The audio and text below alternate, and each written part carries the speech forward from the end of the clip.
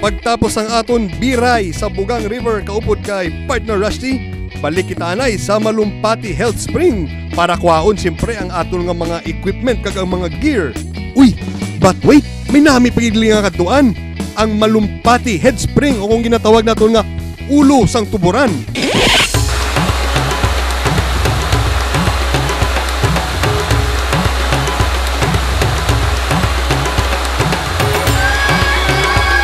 Bakod na din nga lugar. Galing kay problema lang napangita to pa si Biyahiro Rusty. Basta nag-una na to siya ya.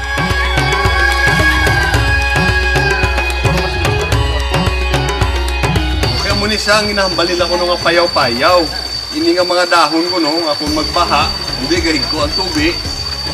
Pagkatapos na iya gamo ng tsimpo, kay mga dahon mapiltro sa tubig para maglimpyo naman sa liwat. Tawag ka ng payaw-payaw.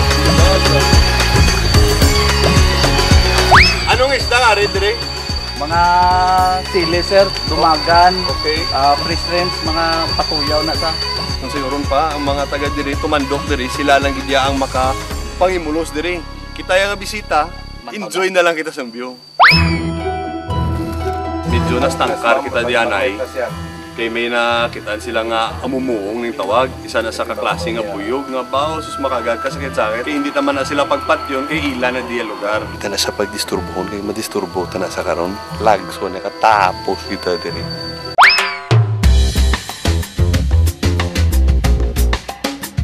Bro, kailan ka bala? Hining butong.